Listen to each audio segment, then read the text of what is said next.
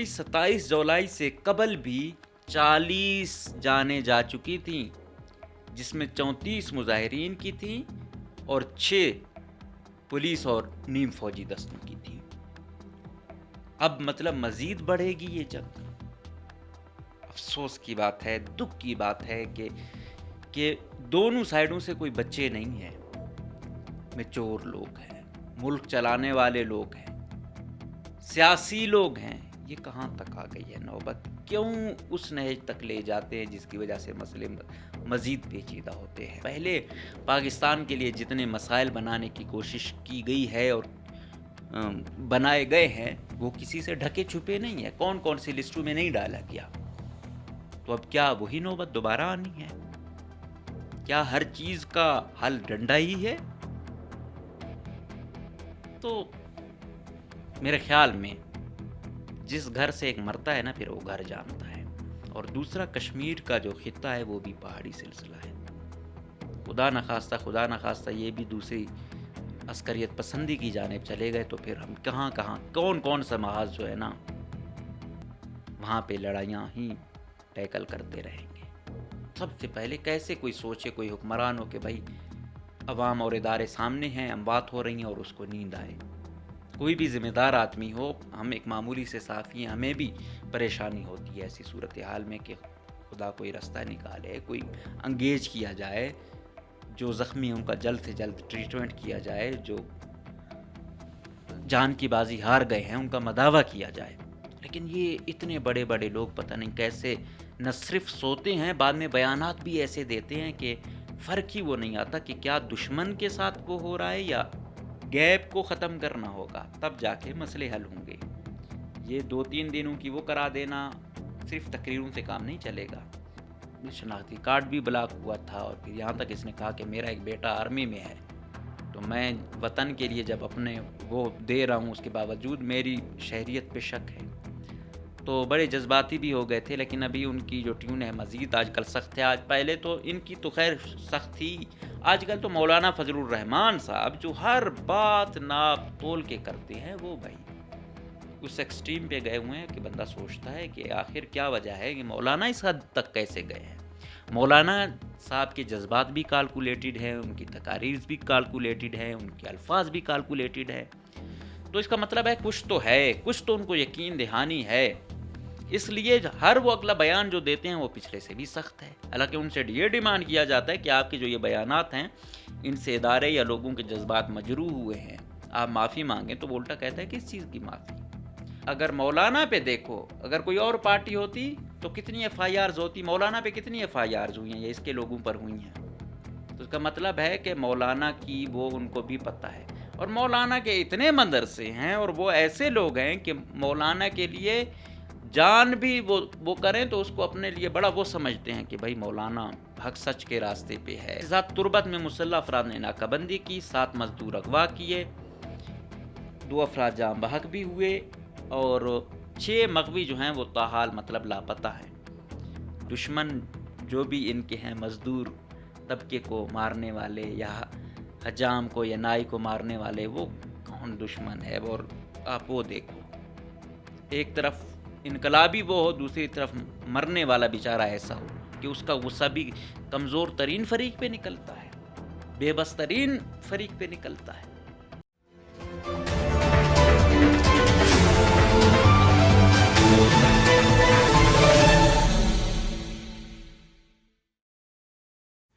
بسم اللہ الرحمن الرحیم، السلام علیکم، مجھے کہتے ہیں مقبول احمد، آپ دیکھ رہے ہیں پروگرام نعرہ حق۔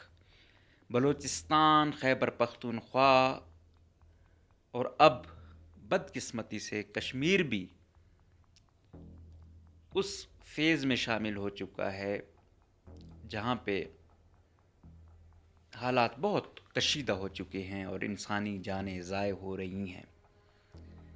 اس کے ساتھ ساتھ بلوچستان میں غریب آدمی کا، مزدور کا جینا تو دوبر ہو ہی چکا تھا، اس کا مارا جانا، اغوا ہونا، یہ پھر ایک الگ سے ٹریجڈی بن چکی ہے۔ اس کے ساتھ ساتھ ہم بات کریں گے کہ آج کی خبر کہ بھائی سابق سینیٹر حافظ حمداللہ صاحب کے بھتیجے کو مبینہ طور پر لاپتہ کیا گیا ہے۔ تو سب سے پہلی خبر، انسانی حقوق سب سے اہم ہے۔ کشمیر میں جو دھرنا چل رہا تھا اور انفارچونیٹلی بار بار یہ کوشش اور خواہش کا اظہار عام لوگوں کی جانب سے، سنجیدہ لوگوں کی جانب سے کیا جا رہا تھا، اپوزیشن کشمیر بھی جانا چاہ رہی تھی، ان کو نہیں جانے دیا گیا۔ مولانا فضل الرحمان صاحب بھی کوئی کردار ادا کرنا چاہتے تھے، باقی خاقان عباسی صاحب ہو گئے، باقی جو بھی آپ اپوزیشن کے وہ کہہ سکتے ہیں، وہ تمام لوگوں نے کوشش کی کہ جائیں کوئی مسئلہ کا حل نکالے، لیکن جب چھوڑتے ہی نہیں ہیں، جب وہ کہتے ہیں نہیں بھائی مقتدرہ جانے اور بس جو مظاہرین ہیں وہ جانے، تو پھر رزلٹ ایسا ہی نکلتا ہے۔ اور انفارچونیٹلی 27 جولائی سے قبل بھی 40 جانیں جا چکی تھیں، جس میں 34 مظاہرین کی تھیں اور 6 پولیس اور نیم فوجی دستوں کی تھیں۔ اب مطلب مزید بڑھے گی یہ جنگ۔ افسوس کی بات ہے، دکھ کی بات ہے کہ دونوں سائیڈوں سے کوئی بچے نہیں ہیں، میچور لوگ ہیں، ملک چلانے والے لوگ ہیں، سیاسی لوگ ہیں۔ یہ کہاں تک آ گئی ہے نوبت؟ کیوں اس نہج تک لے جاتے ہیں جس کی وجہ سے مسئلے مزید پیچیدہ ہوتے ہیں؟ آج دنیا اس لیول کو پہنچ چکی ہے، انسانی ذہن نے اتنا کام کیا ہے کہ آٹومیٹک گاڑیاں آ گئی ہیں، روبوٹک ٹیکنالوجی آ گئی ہے، لیکن انسان کا انسان سے رویہ کیسا ہو، انسان کی وقت کیا ہے، آج ہم انسان یہ نہیں سیکھ پائے ہیں۔ پتہ نہیں کیوں ہم لوگ یہ نہیں سیکھ پائے کہ ہم نے کیسے کو ایگزسٹنس ہی واحد حل ہے۔ کوئی آقا اور غلام والی وہ نہیں چلے گی، کوئی زور دست یا زیر دست نہیں چلے گا۔ آج دنیا گلوبل ولیج ہے۔ آج انسان وہ کام کرے جو انسانیت کو معراج پہ لے جائے۔ یہ کہتے ہیں نا کہ دنیا کے اس کونے میں ہو رہا ہے، UN لگی ہوئی ہے، باقی لگے ہوئے ہیں ان کو حقوق دینے میں، ان کی خوراک پوری کرنے میں۔ تو یہ تمام چیزیں وہ ہوتی ہیں کہ انسان دیکھتا ہے کہ انسانیت ہے، کہ دوسرے کی بغیر مذہب دیکھے، بغیر نسل دیکھے، قوم قبیلہ دیکھے، علاقہ دیکھے، ہم خدمت کریں، ہم مداوع کریں۔ انسانیت کی جو تعظیم ہے، انسان کو جو خدا نے عظمت دی ہے نا، وہ اس لیے دی تاکہ اس کو دوسرے انسان کا بھی احساس ہو، چرند پرند کا بھی احساس ہو۔ اور ہمارا مذہب وہ تو معقول مذہب ہے، ہر حوالے سے اس کا یہی ہے کہ بھائی معقول اپنی وہ آپ رکھو، ایکسٹریم بھی نہیں ہونی چاہیے اور بالکل ختم بھی نہیں ہونی چاہیے، ہر چیز میں مطلب درمیانہ روی ہو۔ لیکن ہماری انفارچونیٹلی کہاں پہ ہے درمیانہ روی؟ کسی کو تھوڑا سا اختیار مل جائے نا، وہ اگلے انسانوں کو ذلیل نہ کریں تو پھر ان کو کہاں سکون آتا ہے؟ اب جس کی وجہ سے آج حالات یہاں تک ہیں، اور پھر آنی ہوتی ہے یہ جنگ۔ یاد رکھو جتنا بھی ہو، یہ کبھی ایک زیر دست ہوتا ہے، کبھی دوسرا ہوتا ہے، یہ سائیکل ہے۔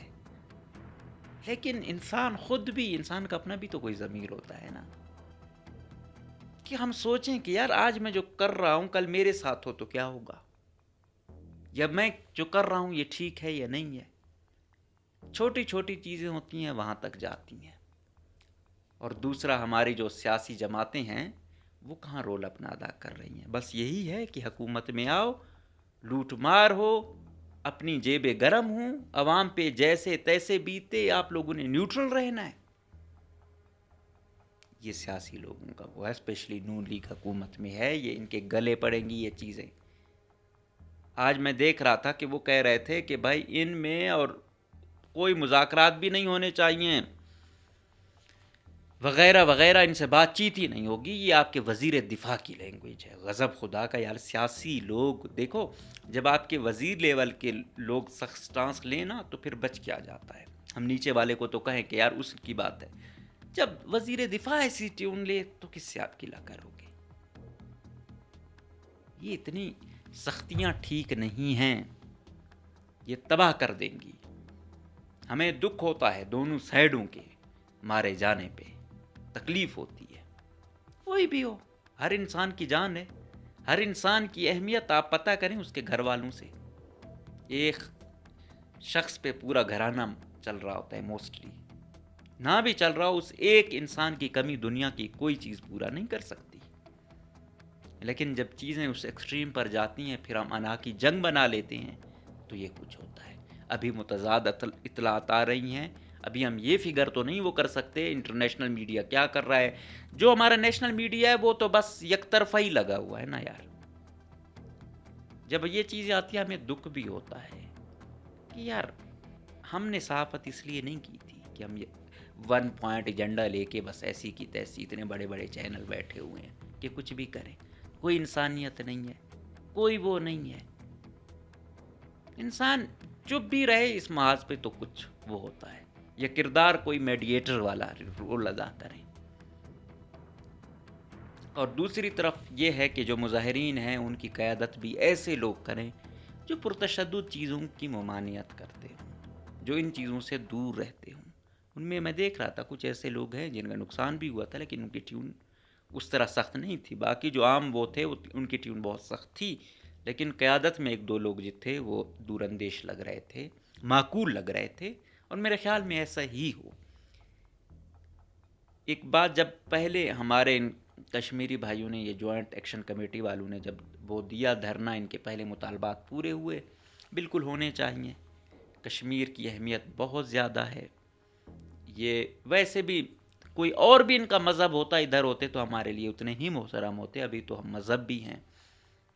اور وہ کہتے ہیں نا کشمیر جو ہے نا شہرگ ہے، کیا کیا. یہ تو وہ لوگ تھے، ہم لوگ روتے تھے انڈیا کے، انڈیا ظلم کرتا ہے، انڈیا وہاں پہ وہ کرتا ہے. لیکن ہماری پالیسیاں جو ہے نا آج میرے خیال میں ہمیں بھی اس دورائے پر کھڑا کرنے میں زیادہ دیر نہیں لگائیں گی. اور پھر یہ ہے کہ کشمیری لوگوں کی ایک بڑی تعداد باہر ہے. پھر وہ جو آتے ہیں، پھر باہر ایک لابنگ ہوتی ہے. پہلے پاکستان کے لیے جتنے مسائل بنانے کی کوشش کی گئی ہے اور بنائے گئے ہیں وہ کسی سے ڈھکے چھپے نہیں ہیں. کون کون سی لسٹوں میں نہیں ڈالا گیا. تو اب کیا وہی نوبت دوبارہ آنی ہے؟ کیا ہر چیز کا حل ڈنڈا ہی ہے؟ تو میرے خیال میں جس گھر سے ایک مرتا ہے نا پھر وہ گھر جانتا ہے. اور دوسرا، کشمیر کا جو خطہ ہے وہ بھی پہاڑی سلسلہ ہے. خدا نخواستہ یہ بھی دوسری عسکریت پسندی کی جانب چلے گئے تو پھر ہم کہاں کون سا محاذ جو ہے نا وہاں پہ لڑائیاں ہی ٹیکل کرتے رہیں گے. تو ابھی بھی جو سنجیدہ لوگ ہیں مہربانی کریں، کوئی مذاکرات کریں، کوئی درمیانی حل نکالیں. جو مظاہرین ہیں وہ کہہ رہے ہیں ہمارے اتنے لوگ جو ہے نا جان کی بازی ہار گئے، مارے گئے. جو پولیس ہے وہ کہتی ہے نہیں، یہ لوگ آ رہے تھے زبردستی دکانیں بند کرا رہے تھے تو اس سے ان کو روکا گیا، انہوں نے فائرنگ کر دی جس کی زد میں ایک مر گیا اور 2 زخمی ہو گئے، ان کی حالت خطرے سے باہر ہے. وہ کہتے ہیں نہیں، ہماری جو ہے نا کوئی 17 سے زائد اموات ہوئی ہیں، ہمارے درجنوں لوگ زخمی ہیں.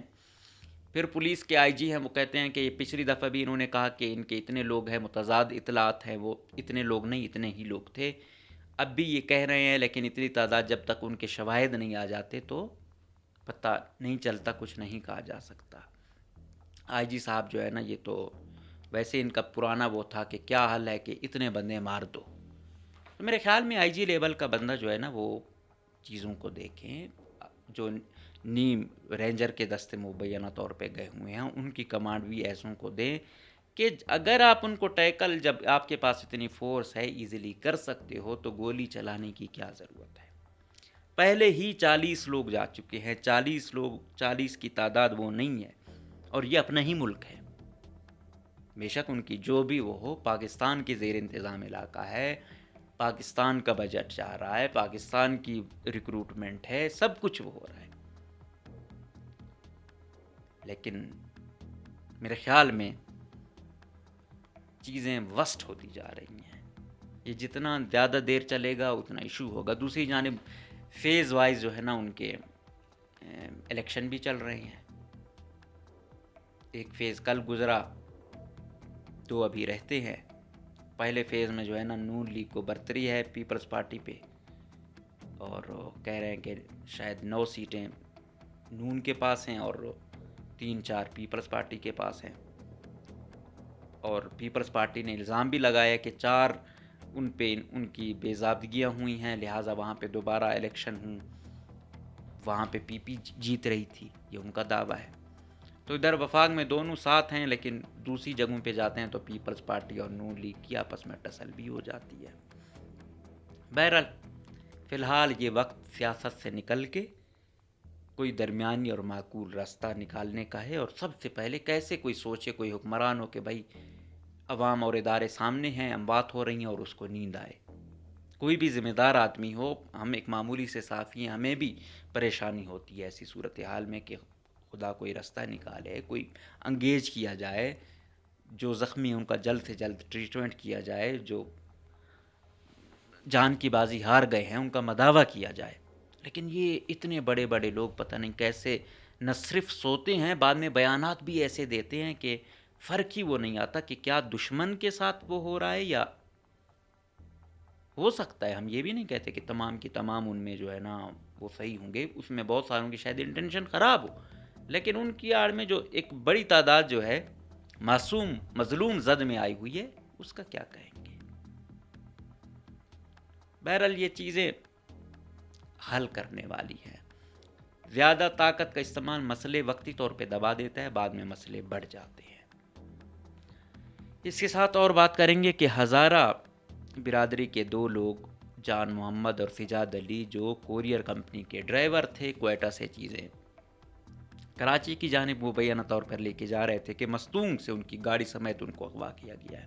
اب متضاد اطلاعات ہیں، کوئی کہہ رہا ہے کہ بھائی انہوں نے اتنے کروڑ مانگے ہیں، بعد میں ایک چیز آ گئی تھی کہ بھائی ابھی تک کسی نے ذمہ داری قبول نہیں کی ہے، تو پہلی کمپنی کی جو ترجیح ہے ان کی باحفاظت بازیابی ہے، کہ اگر وہ رینسم کی کوئی رقم وہ کر بھی رہا ہے، وہ کہہ رہے ہیں۔ اور دوسرا یہ ڈرائیور ہے بھائی، جو بھی تنظیم ہے مجھے نہیں معلوم، جو بھی عسکریت پسند تنظیم ہے، یہ بیچارے ملے ہیں، ڈرائیور لوگ ہیں، ان کے لیے کون دے گا؟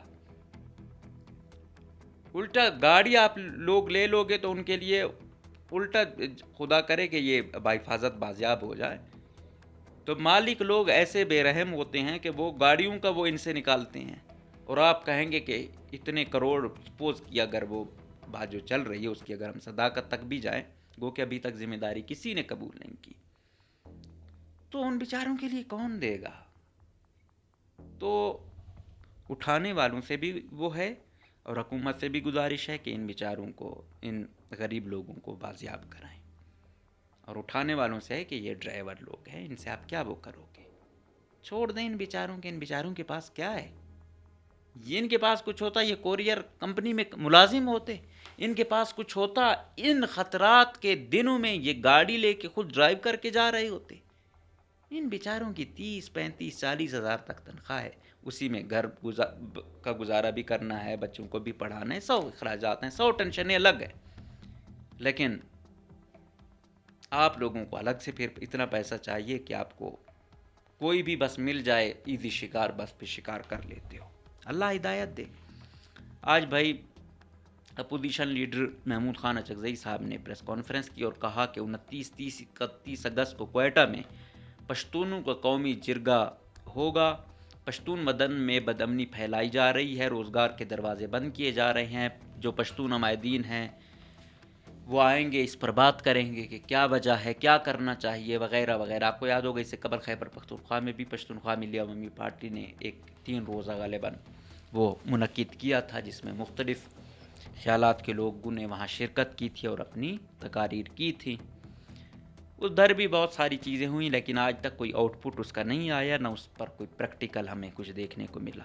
بہرحال اچھی بات ہے، مل بیٹھنا اچھی بات ہے، ایشوز کو ڈسکس کرنا اچھی بات ہے، لیکن سب سے اہم بات یہ ہوتی ہے کہ ایک فیصلہ لیا جائے، پھر اس کو زمینی حقائق دیکھ کر ہی فیصلہ لیا جائے، اور اس کی امپلیمنٹیشن بھی زمینی حقائق دیکھ کر کہ آیا اٹس پاسبل ہے، یا یہ تو نہیں ہے کہ نوجوانوں کو جذباتی کرنا ہے بس، بعد میں وہ ہو گئی، اچھی باتیں کی، آپ لوگوں نے اچھی باتیں کی، انہوں نے اچھی باتیں سنی، بس نہیں بھائی، کوئی پریکٹیکل ہو کہ اقدامات کیا ہیں، آپ کے پاس متبادل کیا ہے.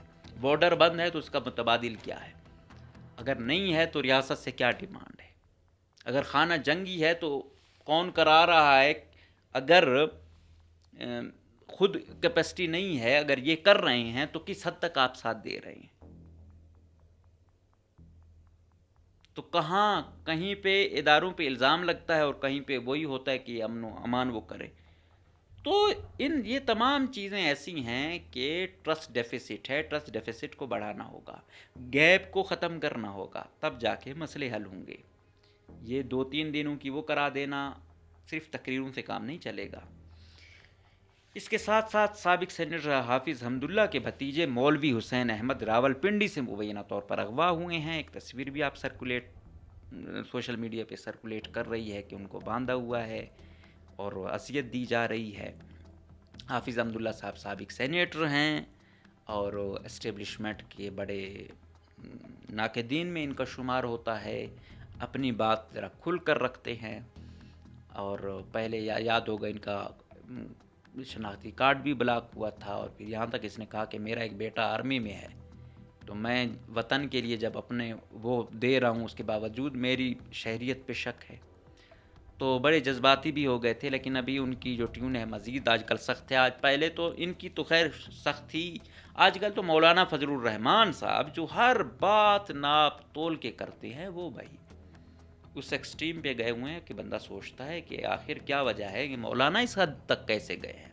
مولانا صاحب کے جذبات بھی کیلکولیٹڈ ہیں، ان کی تقاریر بھی کیلکولیٹڈ ہیں، ان کے الفاظ بھی کیلکولیٹڈ ہے. تو اس کا مطلب ہے کچھ تو ان کو یقین دہانی ہے.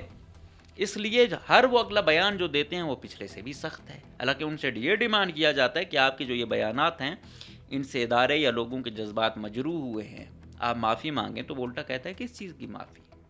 اور ایک بات میں نے آپ کو پہلے بھی کہا تھا کہ اگر مقتدرہ بہت پاورفل ہے لیکن اس کے مقابلے میں اگر کوئی تھوڑا بہت وہ ہے جو ریزسٹ کر سکتا ہے، عمران خان تو عمران خان ہے، باقی کارکنان بیچاروں کا تو آپ لوگوں نے حال دیکھ لیا نا. وہ میری طرح کے کمزور لوگ ہیں، ان کو کسی بھی وقت اٹھا کے لے جاؤ، وہ کرو، کتنے بھی کیس وہ کر دو.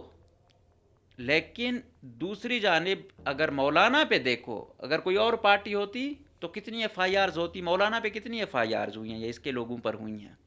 تو اس کا مطلب ہے کہ مولانا کی وہ ان کو بھی پتہ ہے، اور مولانا کے اتنے مدرسے ہیں اور وہ ایسے لوگ ہیں کہ مولانا کے لیے جان بھی وہ کریں تو اس کو اپنے لیے بڑا وہ سمجھتے ہیں کہ بھائی مولانا حق سچ کے راستے پہ ہے.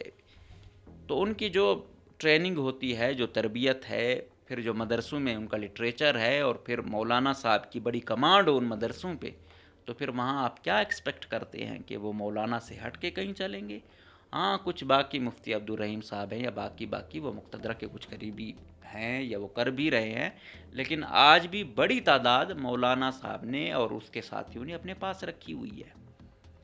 تو یہ ان کے بھتیجے کا وہ ہونا ابھی مطلب لوگ اس سے جوڑ رہے ہیں کہ آیا مقتدرہ پہ تنقید کی وجہ سے یہ ہوا.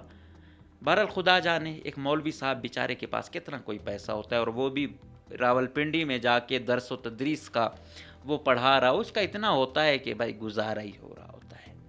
وہ کوئی لاکھوں کروڑوں میں کمانے والے نہیں ہوتے ہیں. تو اس کو اذیت ہی دی جائے گی، اور وہ کوئی مولوی صاحب ہے تو وہ بیچارہ یا دعائیں دے سکتا ہے یا بد دعائیں دے سکتا ہے. تو کوشش کریں کہ دعائیں لیں، بد دعائیں جو بھی اٹھانے والے ہیں بد دعاؤں سے بچیں. اور کوئی کمزور اور بے بس آدمی ہو تو اس کی بد دعا لگتی ضرور ہے، وقت آگے پیچھے ہو سکتا ہے. اس کے ساتھ تربت میں مسلح افراد نے ناکہ بندی کی، 7 مزدور اغوا کیے، 2 افراد جاں بحق بھی ہوئے اور 6 مغوی جو ہیں وہ تاحال مطلب لاپتہ ہیں. اور اس میں جو ہیں وہ آپ کہہ سکتے ہو کہ مختلف قوموں سے تعلق رکھنے والے یہ مزدور ہیں. ان سے بھی یہ گزارش ہے کہ یہی محمد حنیف صاحب نے BBC نے وہ کیا کہ دشمن جو بھی ان کے ہیں مزدور طبقے کو مارنے والے یا حجام کو یا نائی کو مارنے والے، وہ کون دشمن ہے، اور آپ وہ دیکھو. ایک طرف انقلابی وہ ہو، دوسری طرف مرنے والا بیچارہ ایسا ہو کہ اس کا غصہ بھی کمزور ترین فریق پہ نکلتا ہے، بے بس ترین فریق پہ نکلتا ہے. تو دکھ ہے، افسوس ہے. دوسری طرف آج نوشکی میں اچانک پھر فائرنگ ہو گئی، لوگوں نے دکانیں بند کی اور وہ ہو گئے. اور آپ کو میں نے پہلے بھی کہا تھا، کٹکوچا ہو گیا، زہری ہو گیا، نوشکی ہو گیا، اس میں 8-9 کے بعد جو ہے نا نیم کرفیو کی صورتحال بھی آپ سمجھیں کہ لوگ بیچاروں کا باہر نکلنا بڑا عذاب ہوتا ہے. اب حکومت یہ کہتی ہے کہ ان کی حفاظتی تدابیر کے طور پہ یہ چیز لی گئی ہے کہ اگر وہ کریں ایسی کارروائیاں ہوں، کتنے لوگ جان کی بازی ہار جاتے ہیں. یہ احتیاطی تدابیر کے طور پر اسٹیپ لیے گئے ہیں. اس کے ساتھ جولائی کا مہینہ چل رہا ہے، اگست کا مہینہ آپ کو پتہ ہے بلوچستان میں بہت ٹف ہوتا ہے. ابھی تو اس حد تک یہ ایران امریکہ جنگ کے بعد صورتحال مزید پیک پہ جا چکی ہے، اور اس میں آئے روز کارروائیاں. آج آپ نے دیکھا کہ وہ کتنے ٹرک جلا دیے گئے. جس بیچارے کا ٹرک ہوتا ہے 10 لاکھ روپے کا لاس کور کرنا کتنا مشکل ہوتا ہے، تو 10 کروڑ کا کتنا زیادہ ہوگا. وہ جو اتنے بوزر، یہ باقی اس میں جو چیزیں ہوتی ہیں، ٹرکوں میں چیزیں ہوتی ہیں، وہ سامان کہاں پہنچتی ہے یہ وہ بیچارہ تو پھر ساری زندگی میرے خیال میں وہ نقصانات ہی پورے کرتا رہے گا. تو صورتحال یہ ہے کہ جس سوسائٹی میں سانس لینا مشکل ہو چکا ہو، وہاں کاروبار زندگی کیا ہوگا، وہاں پہ تجارت کیا ہوگی. اس کے لیے آج مصطفیٰ نواز کھوکھر صاحب نے کہا تھا کہ آزاد کشمیر، بلوچستان اور خیبر پختونخوا لہو لہان ہے، آزادیاں چھین لی گئی ہیں، لیکن الیکشن بے معنی ہے، معیشت تباہال ہے. کہ یہ کیا الیکشن ہے جو کرا رہے ہو یار؟ ایک طرف عوام اور ادارے آمنے سامنے ہیں، دوسری طرف چل رہے ہیں، اور اتنے زیادہ وہ لوگ نکلے نہیں ہیں جتنے الیکشن مبینہ طور پر وہ کہے گئے ہیں. حالانکہ قریبی سمجھے جانے والے مقتدرہ کے صحافی وہ بھی کہتے ہیں کہ ریشو 4 سے 10% کے آس پاس رہی. لیکن ابھی بھائی اتنی زیادہ ووٹر تعداد بتائی جا رہی ہے، اللہ کرے اتنی ہو. اور ویسے کشمیری زیادہ ووٹ دیتا ہے باقیوں کی نسبت. اگر پاکستان 45 تک ہوتا ہے پرسنٹیج باقی پاکستان میں، تو وہاں 65 تک ہوتی ہے تعداد. لیکن وہ 12 سیٹیں، وہ مہاجرین کی سیٹیں، پھر اس بیس پہ ریزرو سیٹوں کا ملنا، وہ کہاں تعداد جاتی ہے. ان کے بھی کچھ ایشوز کنسرن ہیں کہ بھائی جب آپ وہ لوگ آتے ہیں، وہ ڈمی لوگ ہوتے ہیں، جہاں پر ان کو ہانکنا چاہے وہ جاتے ہیں، جس کی وجہ سے مسئلے بڑھتے ہیں. پھر وہ گراؤنڈ ریئلٹی کو نہیں سمجھتے، ان کے بچے ادھر ادھر ہوتے ہیں، عام کشمیری متاثر ہوتا ہے. تو یہ اچھی خبر نہیں ہے، یہ افسوسناک خبریں ہیں. بلوچستان میں آپ نے دیکھا کہ ادھر ایک بائک پہ 3 لوگ آ گئے، ہینڈ گرنیڈ پھینکا، اناڑی لگ رہے تھے، پھر ان کی بائک بھی ان سے سٹارٹ نہیں ہو رہی تھی، اور چہرے بھی ان کے جو ہے نا کور نہیں تھے. تو اس کا مطلب ہے وہ اناڑی تھے، اور یہ تھا کہ وہ دھاک بٹھانا چاہتے تھے، خوف و ہراس پھیلانا چاہتے تھے، اور یہ کرنے کی کوشش ہے. اگر آپ لوگوں کو یاد ہو، جب یہاں پہ بلوچستان میں پہلے بھی صورتحال انتہا تک تھی، اور اسپیشلی دارالحکومت میں، تو وہ یہی ہے کہ 4-5 جگہوں پہ ایسے افسوسناک وہ کرتے ہیں، پھر لوگ ڈر جاتے ہیں، سہم جاتے ہیں، گھروں میں رہتے ہیں. تو اب کیا یہی ہوگا کہ بلوچستان کا دارالحکومت بھی اسی نہج پہ لے جانا ہے؟ دارالحکومت تو کم سے کم سے، ویسے تو بلوچستان پاکستان کا ہر کونا سیف ہو، لیکن اتنی سختیاں، اتنی چیک پوسٹیں، اس کے باوجود ایسا کچھ ہو جانا، یہ بڑا ہی افسوسناک ہے. اس کے لیے سیاسی جماعتوں کو، جید لوگوں کو، ہر سیکٹر کو مل کے اس ناسور جو ہے نا یہ بدامنی کا، اس سے ٹیکل کرنا ہوگا. کوئی ادارہ، کوئی گروپ، کوئی وہ یہ کہتا ہے کہ بھائی میں اکیلے اپنے تنے تنہا کچھ کر لوں گا، ٹیکل کر لوں گا، تو محض یہ خام خیالی ہوگی. ہم مل کے، ہم ایک دوسرے پہ اعتماد کر کے، ایک دوسرے کا ساتھ دے کے امن حاصل کر سکتے ہیں. ادروائز ہم ایک دوسرے کو فتح کرتے رہیں گے، ایک دوسرے پر اپنی طاقت دکھاتے رہیں گے، تو یہ مسئلے یوں بڑھتے رہیں گے، کم نہیں ہوں گے. تو خدا سے دعا بھی ہے، اور یہ خواہش بھی ہے ہماری کہ خدا اس سرزمین سمیت پوری دنیا کو امن کا گہوارہ بنائے، اور انسان کو، انسان کی تذلیل کے لیے نہیں، انسان پر اپنا زور دکھانے کے لیے نہیں بلکہ انسان کی خدمت کے لیے انسان کو تفویض کرے۔ اجازت دیجیے، اللہ حافظ۔